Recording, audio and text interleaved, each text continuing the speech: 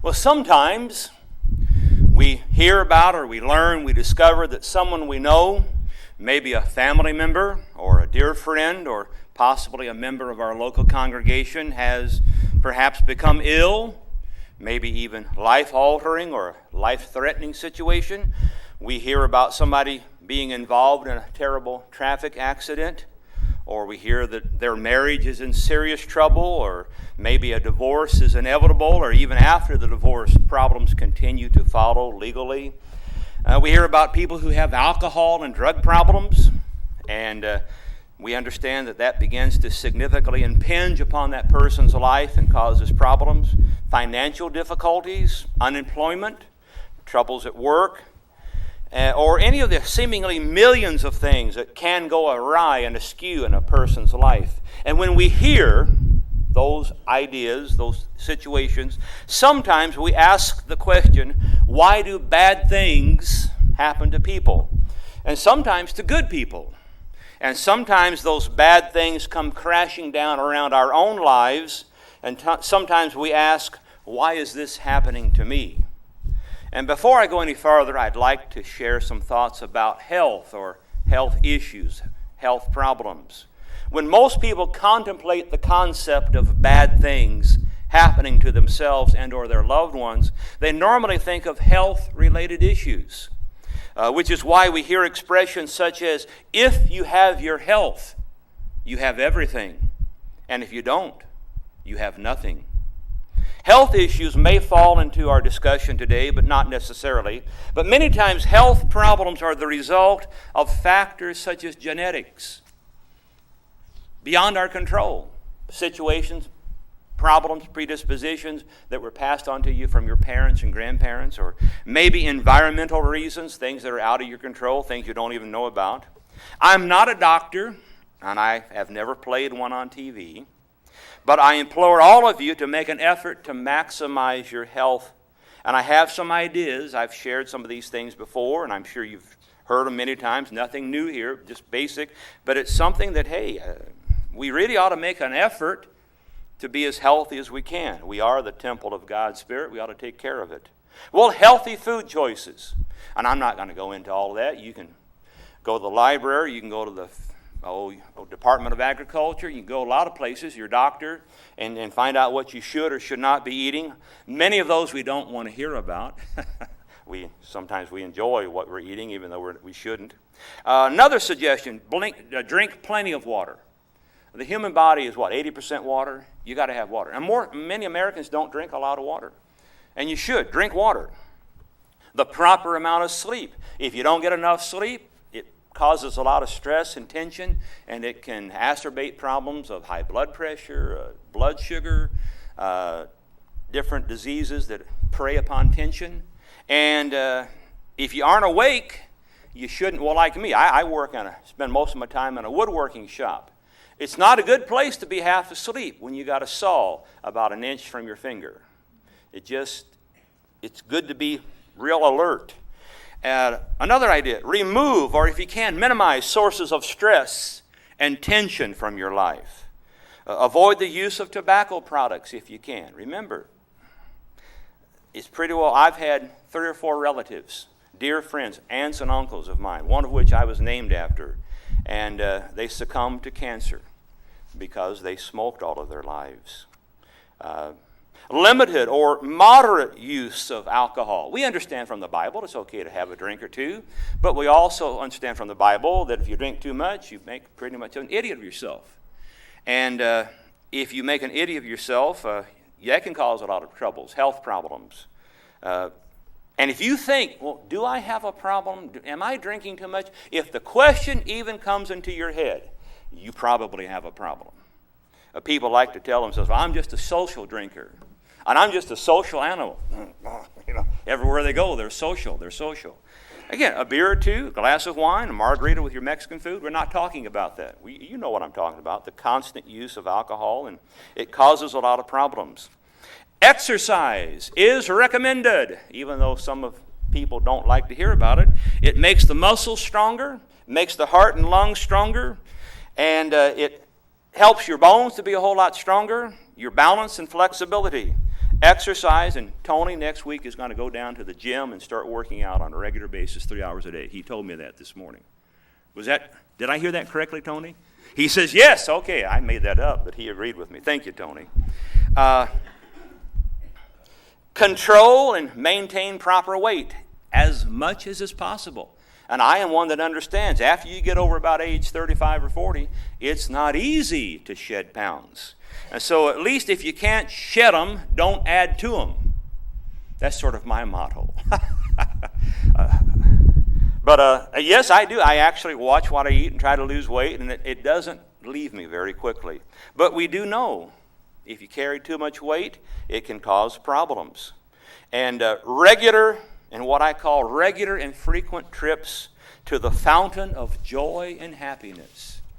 Now, even such thing as joy and happiness can contribute to your health. Your attitude and your emotions can have a profound influence upon your health and your state of being. And having joy and happiness promotes good health, and the absence of joy and happiness can contribute to serious health issues. Well, remember the wise words of Solomon. You don't have to turn there. I'll read it for you. Proverbs 15:13. A merry heart makes a cheerful countenance, but by sorrow of heart the spirit is broken. And then in Proverbs 17:22 he says, a merry heart does good like a medicine, but a broken spirit dries the bones and dries the organs and dries up everything else. And number 10 on my little list of suggestions, seek spiritual health that you may also enjoy mental, emotional, and physical health. As Peter taught, grow in grace and in knowledge. Ask God the Father and Jesus Christ to pour out their Spirit upon you and grow in the fruits of God's Spirit. We all know them. We've heard them, Galatians 5. But these contribute to health, or the lack of them contributes to ill health. And we've talked about how on a regular basis you should examine yourself and ask yourself, am I growing in these traits, or are they very seldom a part of my life? Remember, Jesus said, by their fruits you shall know them. And I would just ask every so often, ask yourself the question, is my life full of love? Or the opposite, arguments and contention and bitterness? Is my life full of joy? Or am I basically a very unhappy person? Is my life full of peace? Or am I always anxious and just wound up about something? Is my life full of patience? Or am I in fact a very impatient person? And again, that causes a lot of problems, even health-wise. Blood pressure problems, blood sugar problems, cholesterol, because of that tension. Gentleness, am I a gentle person or the other? Is my life filled with goodness? Is my life filled with faith, meekness, self-control? That's a part of the fruit of God's Spirit, just being under control.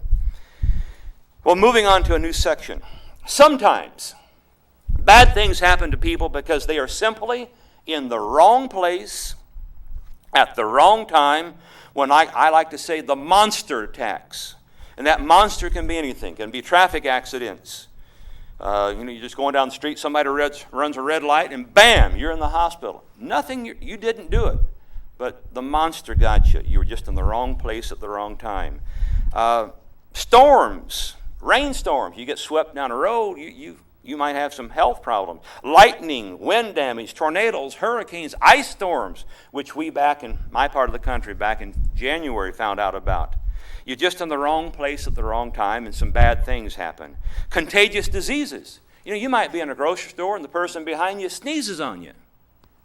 And all of a sudden, 2 or 3 days later, you got what they had. And it wasn't your fault. You were just in the wrong place at the wrong time. Accidents of all sorts. You walk down the steps and your grandchild's toy is there, and all of a sudden, boom, and you've got a broken leg or an arm or a wrist or different problems. You were just in the wrong place at the wrong time. And on all the different things that can happen. It's just a matter of timing many times. Jesus talked about this in Luke 13, a very poignant example.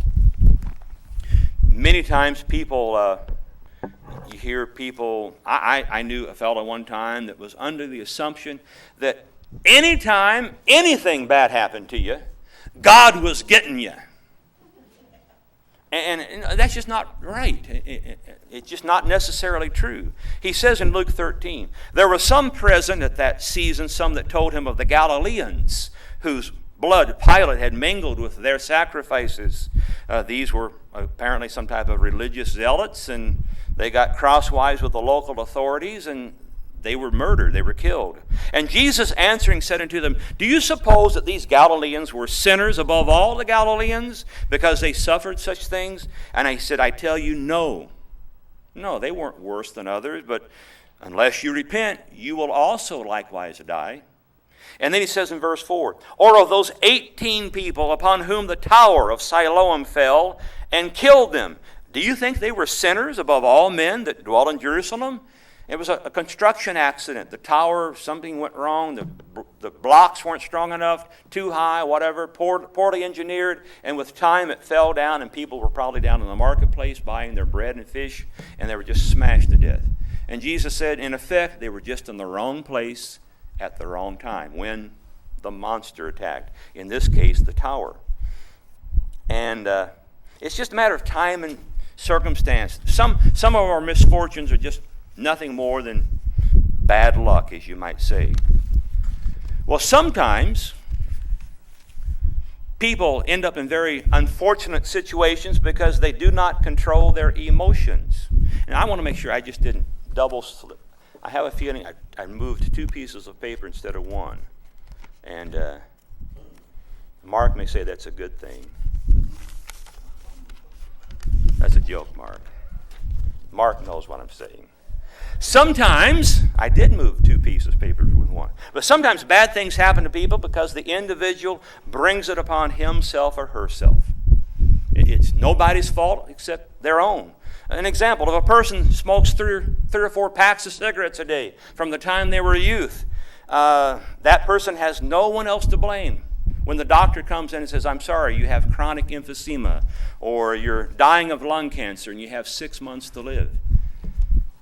You brought it on yourself. And like I say, I've had some relatives who did that to themselves. And they died before they had to, and the end of their life was very tragic, very painful.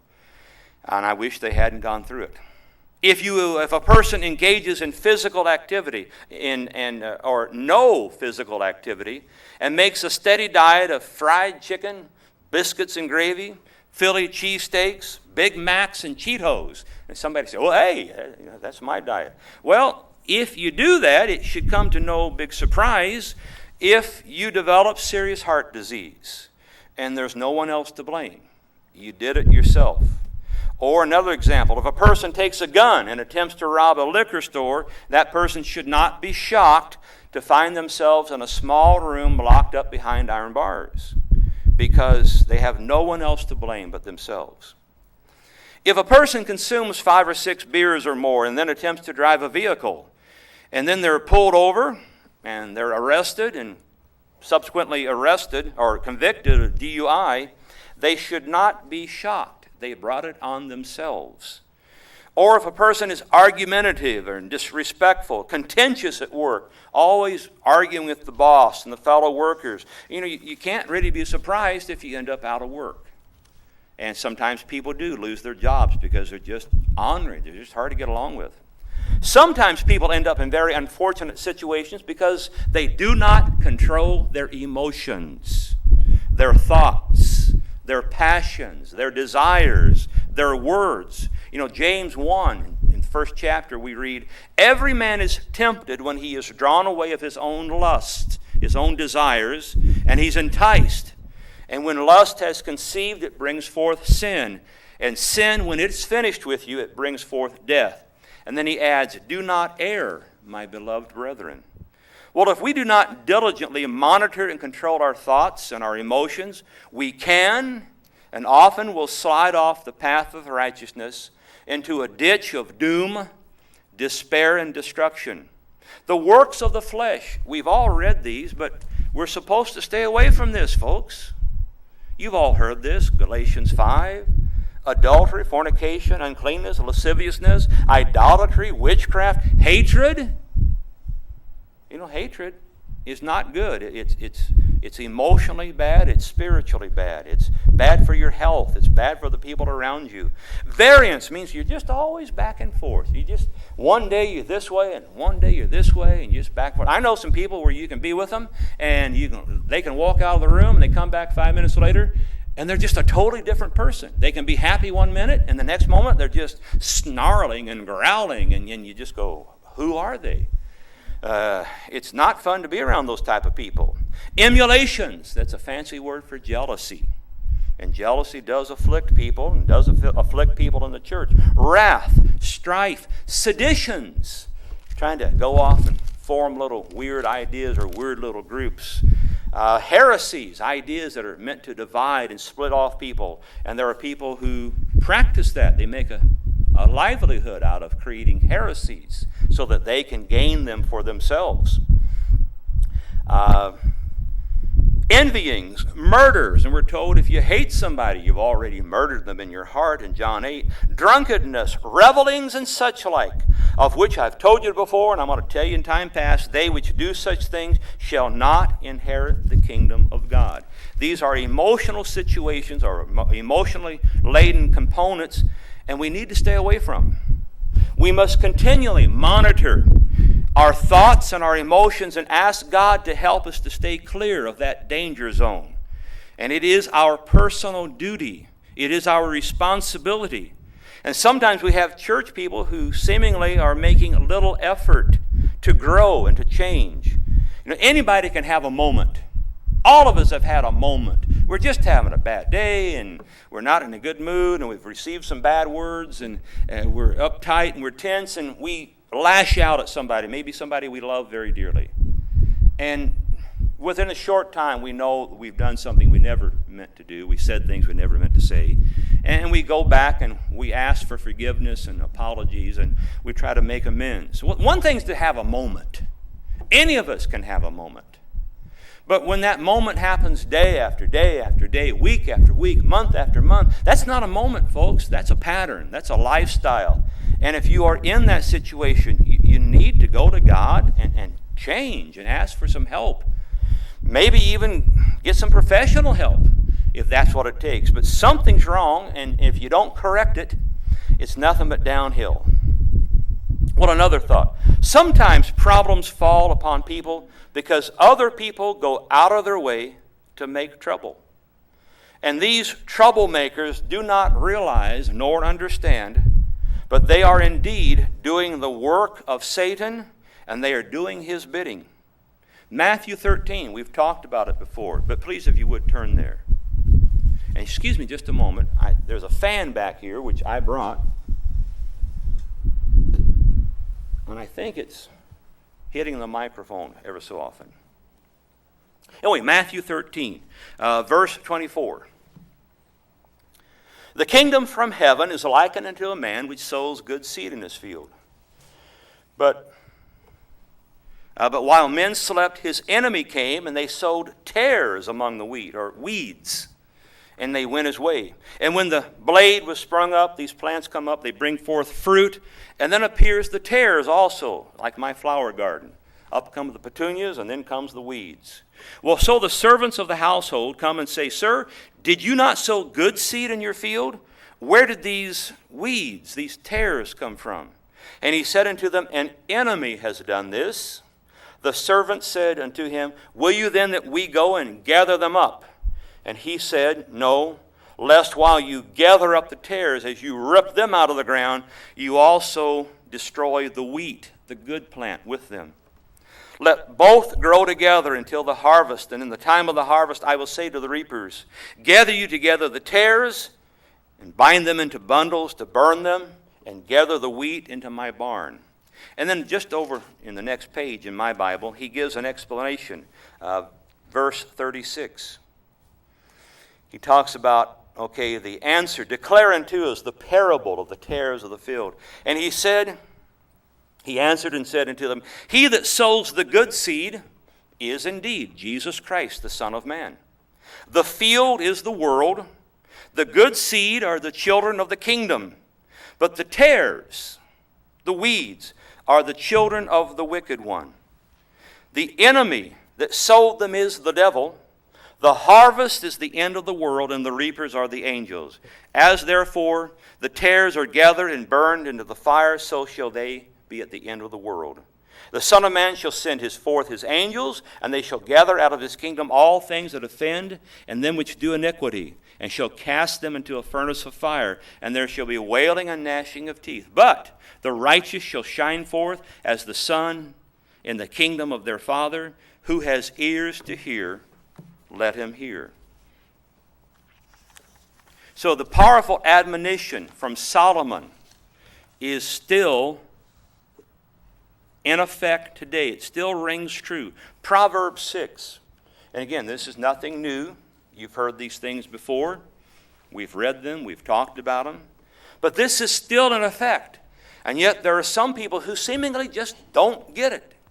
They don't hear it. It just bounces off their thick little noggin, or they think maybe the preacher's talking to somebody else, or maybe God, he's talking about somebody else. He can't be talking about me. Well, examine yourselves and see if this is a part of your life. These 6 things, Proverbs 6, verse 16. These 6 things does the Lord hate. Yes, the 7th is an abomination, a proud look, a lying tongue, hands that shed innocent blood, a heart that devises wicked imaginations. Now, there aren't too many people who go out with a knife and kill people. But there are people who devise wicked imaginations. They come up with plans to split churches, to pull off members, to cause problems. Feet that be swift in running to mischief. Yes, within the church, there are times people who are just too swift to run to mischief. Number the 6th one, a false witness that speaks lies. And number 7, he or she that sows discord among the brethren. These are hateful things in the eyes of God. He calls the 7th one an abomination. And point 6 was a false witness. A false witness that speaks lies. There are a lot of people who seemingly do not fully understand nor appreciate the 9th commandment. And I've even met a few and had to deal with them. If you would turn to Deuteronomy 5. The so-called 10 Commandments. And in about verse 20, it's very simple. Mine's very short. Neither shall you bear false witness against your neighbor. Well, to me that's pretty clear, but in case you need a more thorough explanation, turn to Deuteronomy 19. Where Moses gives us more information. Deuteronomy 19, verse 15.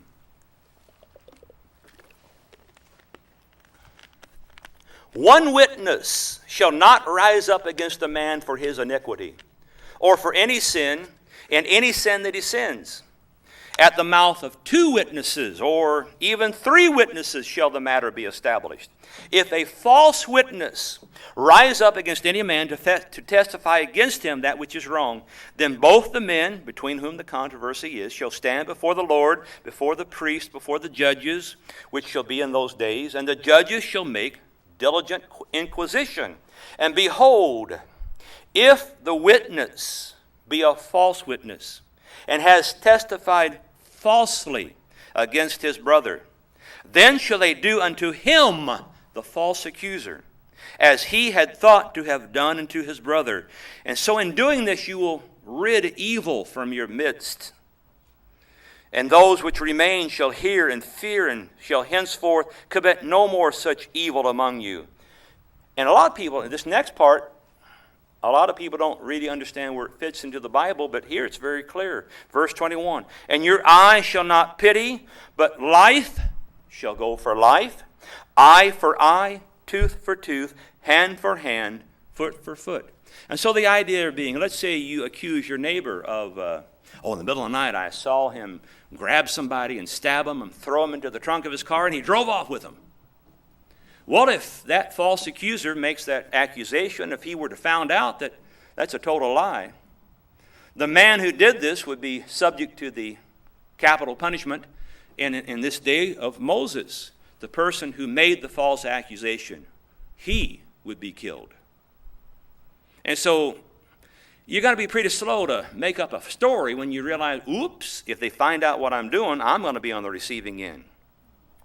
We are not to speak or testify a falsehood or a lie or a fabricated, manufactured story about a fellow human being or a neighbor, or for us, even more importantly, a fellow church member. Within the environment of the church, there have been people, and there are people, and there probably will be people in the future, people who create, concoct, and contrive stories about fellow church members, sometimes even ministers. And then they spread their manure via the rumor mill. And others are seemingly stupid enough to believe them. I use the word stupid because I'm doing it in honor of the White House this week. Some of them are stupid enough to believe the rumor and then to spread it on. Bearing false witness against a fellow church member is, in the eyes of God, a capital crime, worthy of death. And if true repentance is not sought and found, it will result in execution in the lake of fire. He who has ears to hear, let him hear. Another thought. Sometimes people have their lives turned upside down and severely altered because of the handiwork of Satan and his demons. In 2 Corinthians 4:4, we read that Satan is called the god of this world, which is why many times when bad things happen, Satan might very well be behind it. And we have some examples in the Bible where Satan caused an awful lot of trouble. We have the story of Adam and Eve. You've all heard it, and Mr. Herbert Armstrong loved this story. You couldn't get through a sermon of Mr. Herbert Armstrong without hearing about Adam and Eve and the Garden of Eden and the things that happened there. But we don't often go back there, but just real quick, let's turn back to Genesis 1 and read a few highlights. Genesis 1, verse 26.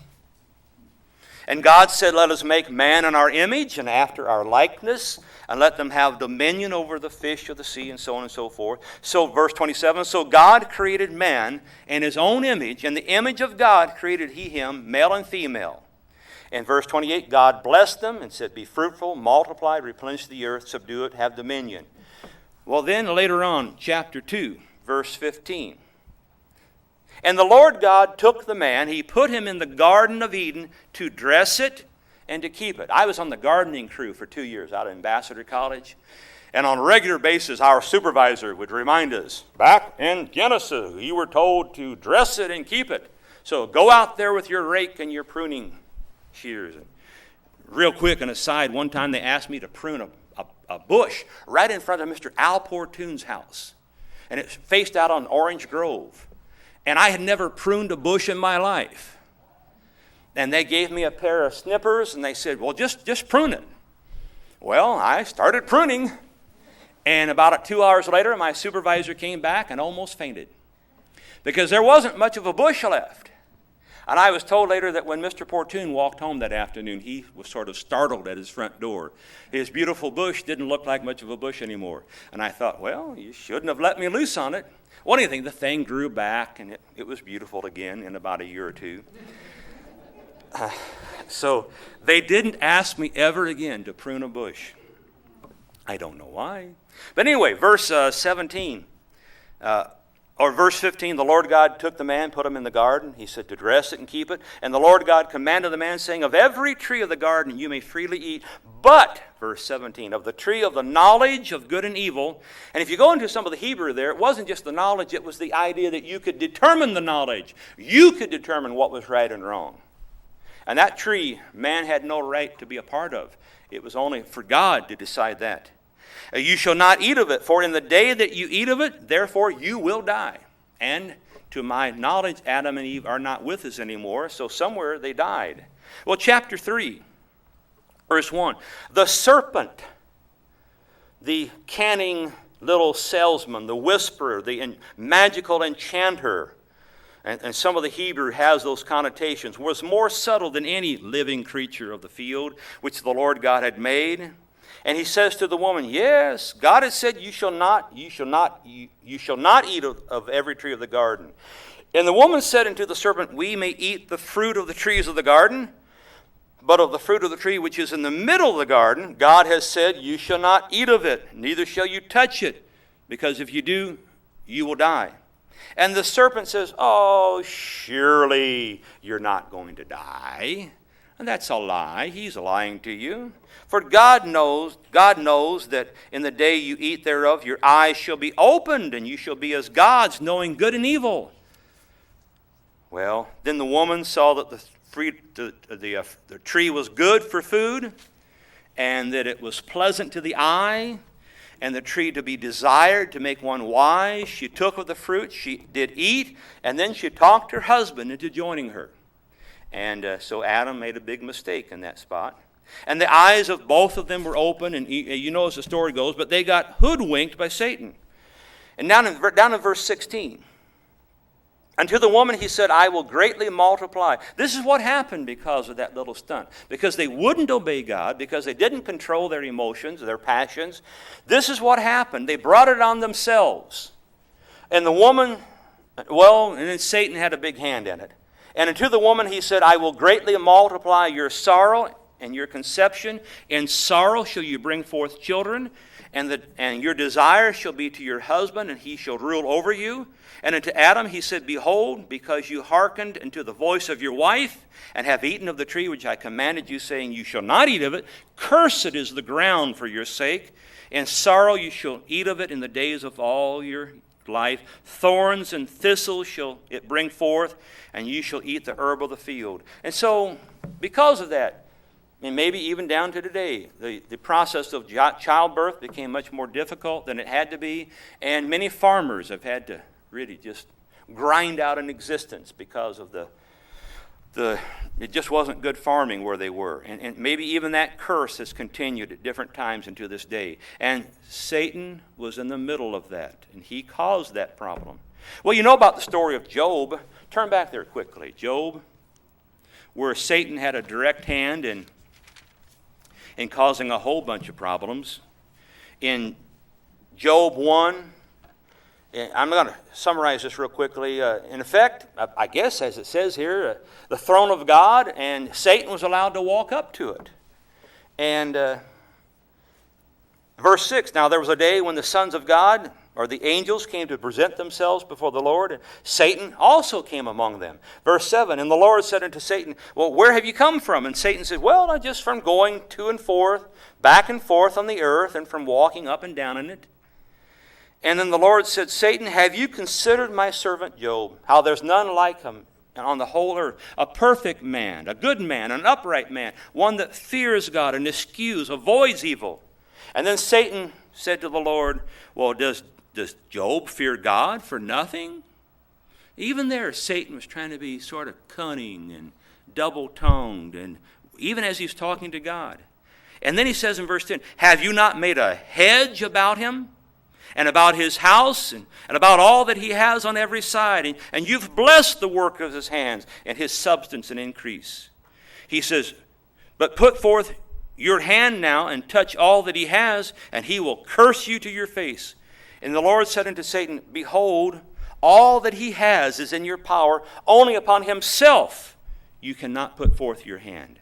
And then the day goes on. Everything that Job had was destroyed. His farm, his animals are stolen, his workers are killed. And then we read about how his sons and daughters, verse 19, and these were not good kids. These were not good children. Earlier, we see that Job made daily sacrifice to God for his children because he knew they weren't doing what they were supposed to be doing. They were spoiled little brats living off their father's name and income and had no respect for their father or for God. So they're not innocent little victims. But anyway, because God lifted that hedge and because Satan was allowed to get at him. Notice verse 19. Behold, there came a great wind from the wilderness and smote the four corners of the house. It fell upon the young men, and they are dead, and only one of them escaped to tell the story. And so Job's children were destroyed. Probably, Mr. Ted often said, by a tornado. It makes sense. You people here in Texas know about that experience. Well, John 13, we read about how Satan entered into the very heart and mind of Judas Iscariot. And before it was over, Judas betrayed his master. We've read about that story. And notice in Matthew 27, you don't have to turn there, but Judas, when it was all said and done, committed suicide. He hung himself. And we read in the book of Acts that he just hung there until the gases built up and his bowels just burst out and his intestines just flowed onto the ground. That was Judas's reward. And Satan manipulated him and used him. And then when he was through with him, he threw him away. You think about these people that enter into a building or a shopping mall loaded with all of their armaments, empty as many bullets as you can, carry as many, take as many people as they can with them. What do they almost always do in the end? Because Satan got all he could out of them, and then they kill themselves. Terrible. And we hear about it all the time, tragically. Well, in 2 Corinthians chapter 12, there's a little bit of information that helps us to understand that Satan at times can indeed afflict your health because God doesn't stop him. 1 Corinthians 12, verse 7, Paul is speaking. He said, at least I should be exalted above measure through the abundance of the revelations. He talked about that early in the chapter. There was given to me also a thorn in the flesh, the messenger of Satan to buffet me, lest I should be exalted above measure. He says, 3 times I came before God and I asked that this might be removed from me. And he said to me, this is Jesus speaking directly to Paul, my grace is sufficient for thee, for my strength is made perfect in weakness. And then Paul says, most gladly therefore will I gather glory in my infirmities, that the power of Christ may rest upon me. And then he says, I take pleasure in infirmities and in reproaches and necessities and persecution and distresses, because when I am weak, with Christ's help, then I'm strong. And he's a stronger man than I am. But it points out, and we can read other places, let's see, in Galatians 4 and Galatians 6, you can pretty well figure out that Paul had problems with his eyesight. Mr. Ted often theorized maybe he had cataracts or something, and he just couldn't see well. And he said it was from Satan himself, a messenger of Satan to buffet me. So apparently Satan was allowed to torment Paul. I'm sure Satan thought, well, boy, I'm really going to get him. But Paul just turned it around and said, God, make me stronger. Help me, work with me. And Paul got even more done than he would have before, because he knew he had to have God to help him. And God would indeed carry him through all of that. We know from Ephesians 6 that we do not wrestle against flesh and blood, but we wrestle against spiritual wickedness in high places. And we need to be on our toes. We need to be alert, because if we're not careful, we can allow Satan to enter into our life and get too close to us, manipulate us, and cause a lot of problems for us. So some of our problems do indeed come from Satan. And the last section here, I want to talk about God. We do not like to think about God in this respect, because we like to think of God as a forgiving, merciful God, gracious God, patient God, and He is. He's all of those things. But there are times when God says, enough. I'm done with it. No more patience, no more time. Here's my judgment. And we just hope and pray that He doesn't do that to us prematurely. But God does say He will correct us. Turn back to the book of Hebrews. Again, it's not an aspect of God's nature we like to dwell upon. And if we really cared about it, we wouldn't put Him to the position where He had to correct us. Just like any son or daughter with their parents. If you don't want your mom and dad mad at you, don't do the stuff that makes them mad. In the same situation, I must reside with God. He says in Hebrews 12, verse 5, and you have forgotten the exhortation which speaks unto you as unto the children. My son, despise not you the chastening of the Lord, nor faint when you are rebuked of him. That's from Proverbs 3. For whom the Lord loves, He chastens, and He scourges every son whom He receives. So there are times when God does intervene in our life and cause a little mischief, so that we will get our heads back to God and our heart back to God. He says in verse 7, if you endure chastening, disciplining, God deals with you as with sons. For what son is he whom the Father chastens not? Well, in today's age, that might not happen too often. I get the feeling when I talk to my school teaching buddies that parents don't discipline at all. And then the poor teachers have to deal with it in the classroom, and it becomes quite burdensome. He says in verse 8, if you be without chastisement, therefore are all partakers, then all are bastards and not sons. So if God doesn't occasionally correct us, then we aren't his son. But if he does, if he loves us, and there are times when he will nudge us back into the main street, the main path. Furthermore, verse 9, we have had fathers of our flesh which corrected us, and we gave them reverence. Shall we not much rather be in subjection unto the Father of spirits and live?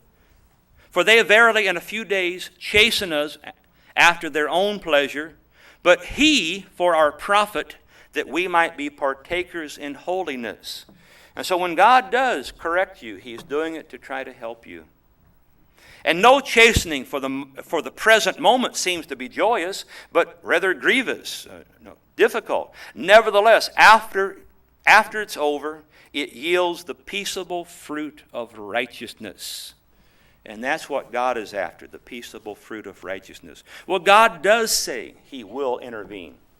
Back in Deuteronomy 28, we've read it before, he talks about the blessings, and he also talks about the curses. God is a generous God. We know that. But he also at times says, I'm tired of fooling around with you. Here's what you get. And there are curses listed back in Deuteronomy 28, and they're a bit chilling. And I have a feeling that as a nation, we aren't far away from finding out what that means. And then in Genesis 6, at the time of Noah, we hear the frustration in God's words. And it tells us there is a limit to God's patience. There are moments when he says, enough. It's over. It's finished. I'm taking over. Genesis 6, notice verse 3. And the Lord said, my spirit shall not always strive with man, for he also is flesh. Yes, his days shall be 120 years. And we have taken that to say that Noah was given 120 years to prepare the ark and the animals. And then he says in verse 5, he says, and God saw the wickedness of man that was great upon the earth. And that there are three ways he says this. That every imagination of the thoughts of his heart was only evil continuously. And he says, it repented the Lord that he had made man upon the earth, and it grieved him at his heart. He was sorry that he had even started the process.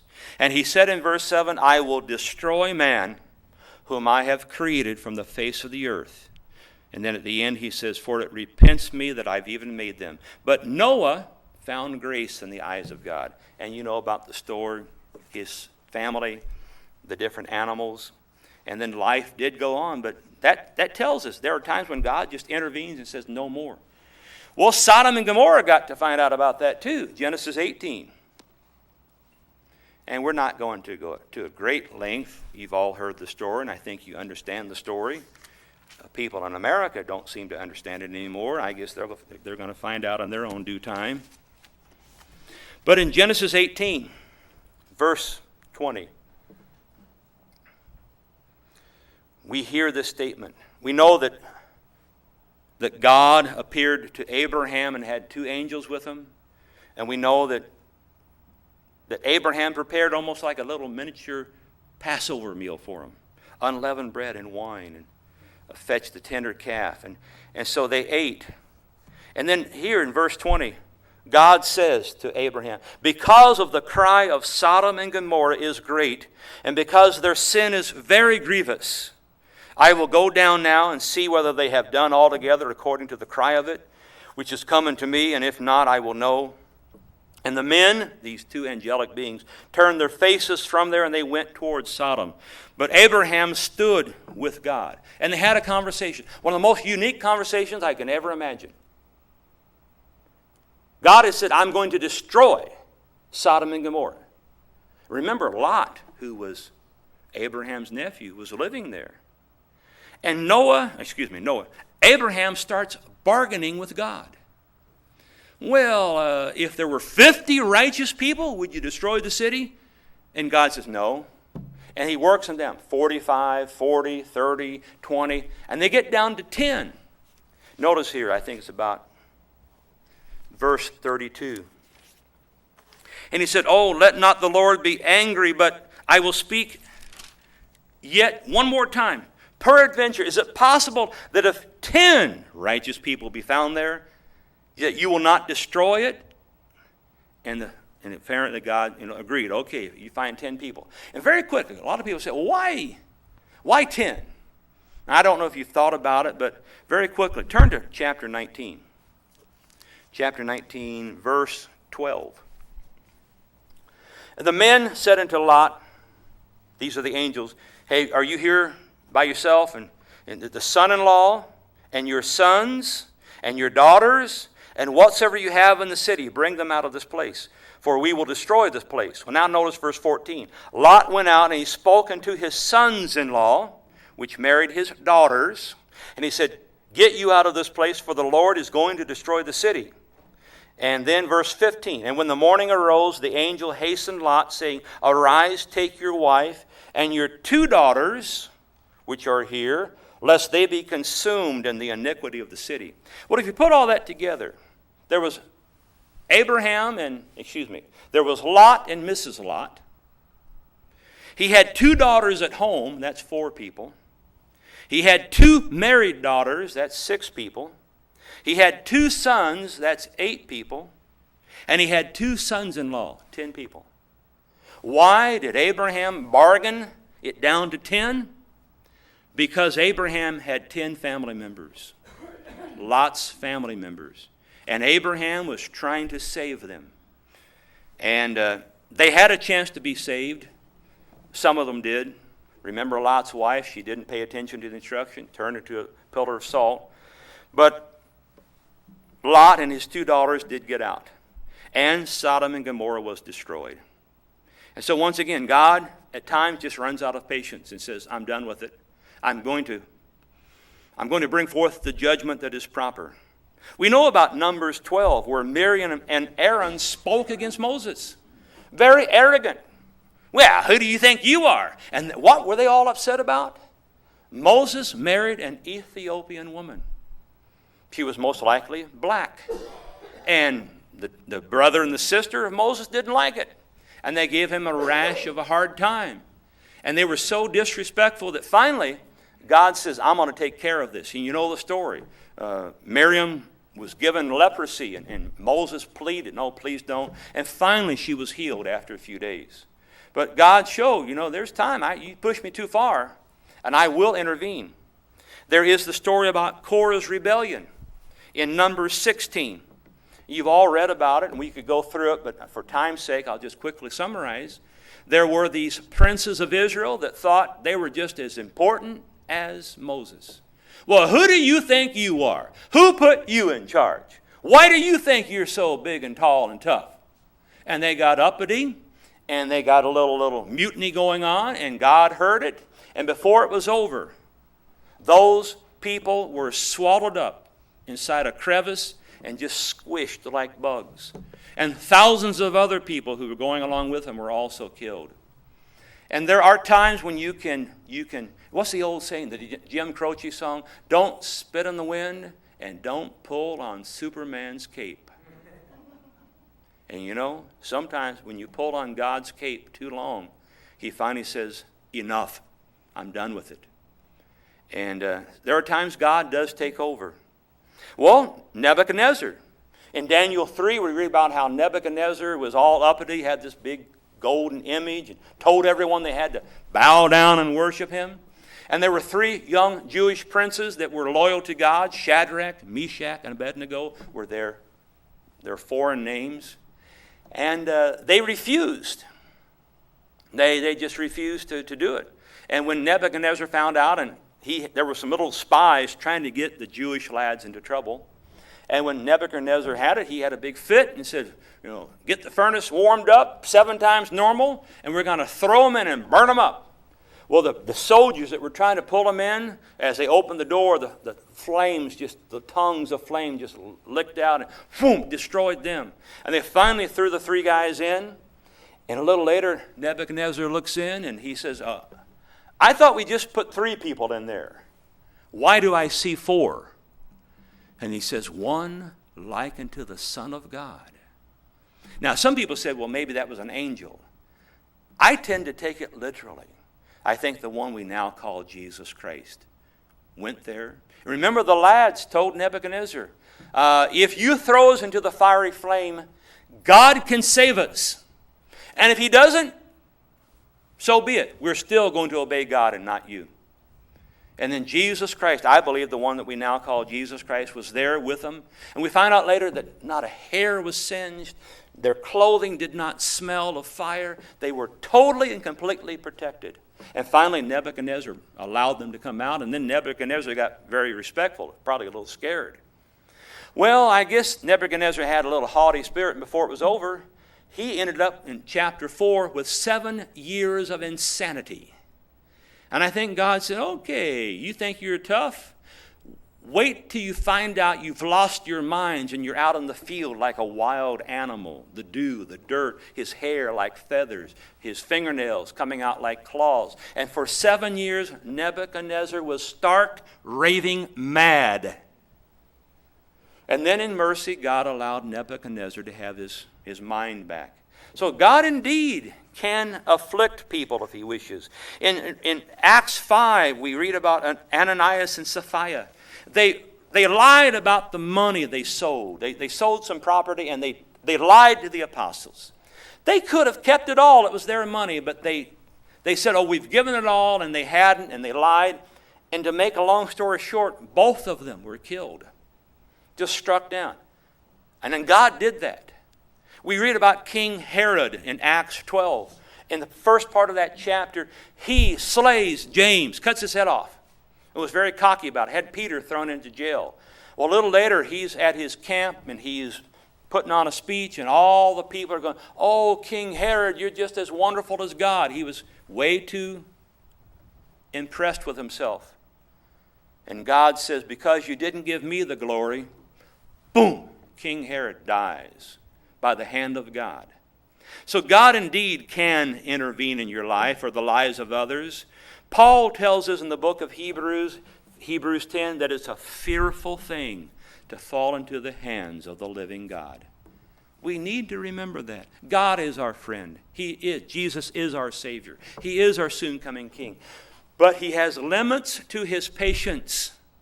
And we need to make sure that we never put God the Father and Jesus Christ into that spot where they have to figure out what do we do with them. Stay loyal to God. And don't fall into that position where you fall into the hands of an angry living God. Well, today we have explored and discussed some of the reasons that bad things happen to people. Some are health issues. Sometimes it's as simple as being in the wrong place at the wrong time. Sometimes it is the responsibility of the individual himself or herself. And sometimes other people are the troublemakers. Sometimes Satan and his demons can afflict a person's life. And sometimes God himself metes out judgment and correction. Let all of us pray to God that they will pour out their Spirit upon us, that they will send their angels to protect us, that they will bless us and guide us, that they will keep Satan and his demons far away, that they place a hedge about us, as we read in Job. Let all of us strive to become spiritually mature and to learn to control our thoughts and emotions and desires. And let all of us grow in grace and in knowledge. And may God bless and protect and guide and lead all of us. Remember the words of the song. If he carried the weight of the world upon his shoulders, I know, my brothers and my sisters, that he will indeed carry you.